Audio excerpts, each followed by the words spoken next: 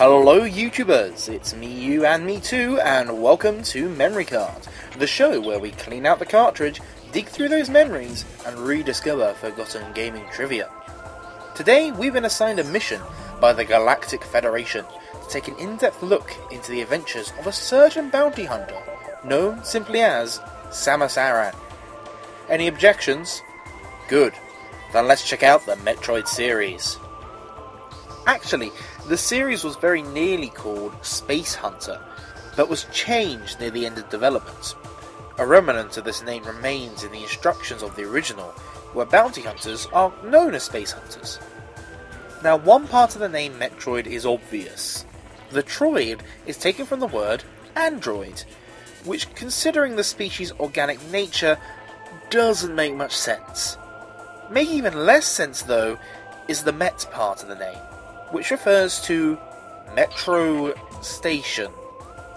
So yeah, these deadly creatures' names mean Metro Station androids.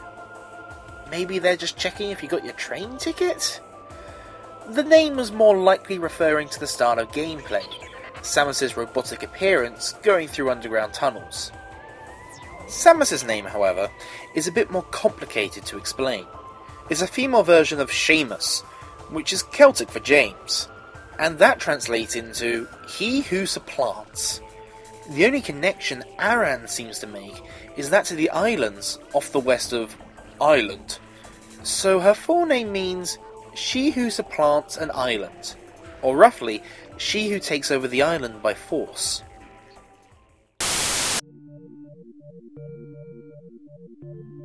Despite its huge popularity, Metroid has always had a tough time getting its games released, starting off with Metroid 2's remake for the Game Boy Color, which was seen very briefly before disappearing.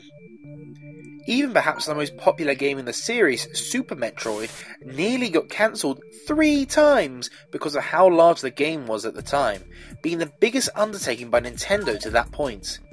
This struggle to get games released was also the reason for the 8-year gap between Super Metroid and the next game, meaning it skipped the Nintendo 64 generation completely.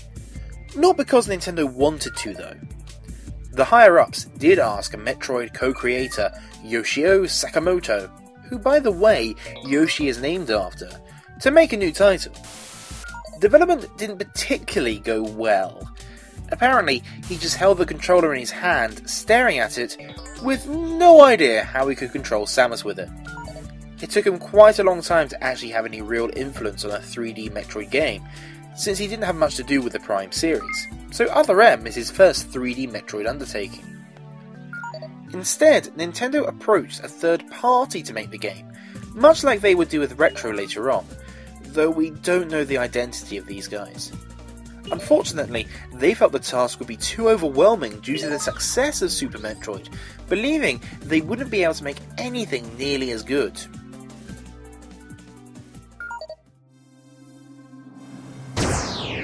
Super Metroid is very popular, even with developers. When creating Metroid Fusion, some developers wanted to remake the SNES classic for the Game Boy. This eventually evolved into remaking the original Metroid as Zero Mission. Zero Mission sprites also remembered the design of the original Metroid much more at the start of development, before changing to something to resemble the Super Metroid look more. Samus is a lot thinner and hunched over with a larger visor. The game had a more cartoony style, which you can see carried it over in some places, such as Samus' ship in comparison to her one in Fusion. Actually, Fusion changed a ton as well. Samus' adventures in the Biotech Space Laboratory originally started off as a late Game Boy Color game, before swiftly moving over to the Advance. It was basically a different game at this point in time. Aside from being a lot brighter and less detailed, the actual game mechanics were very, very different. The biggest change being messing around with gravity, and what may be a variation on the grappling beam. Samus was still in a new suit, but it lacked the organic nature of the Fusion suit, instead being more bulky with twin blasters, possibly to give them an excuse if they needed to save space in the cartridge by swapping the sprites for left and right like in the original games. Aside from games, Metroid hasn't had much luck in any other media, with the exception of comics. In fact, the manga is considered canon by many. Despite this, Metroid seems to be intent on appearing in video form.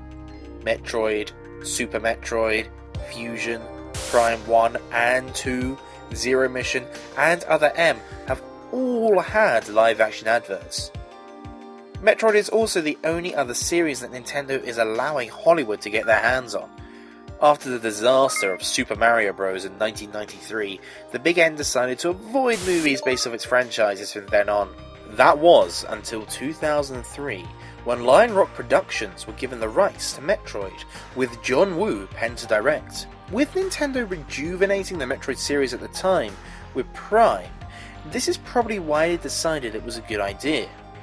John Woo's direction supposedly clinched the deal, as the higher-ups were apparently fans of his previous work. The movie was supposed to cover Samus' origin before she became a bounty hunter, similar to the manga really.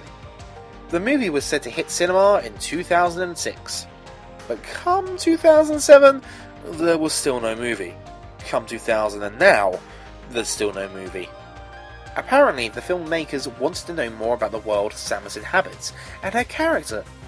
Unfortunately, Nintendo had very few answers they could give, as they'd never really thought about it before, since they focus on the gameplay more than story. Understandably, they weren't comfortable with letting some people outside the company create the world for them. In the end, the project had to be cancelled when the team behind it disbanded. While members of the original team still remain hopeful that someone will pick up where they left off, Yoshio Sakamoto claimed he would only support a project if the people behind Other M's cutscenes were to make it. Oddly, it was Samus' nemesis, Mother Brain, who would hit Western screens first, appearing as the villain in Captain N. When asked why Samus never appeared in the show, its creator Jeffrey Scott claimed he'd never heard of her, which, you know, is a tad confusing considering Mother Brain's involvement. Maybe he made the classic mistake of thinking the hero was a guy named Metroid.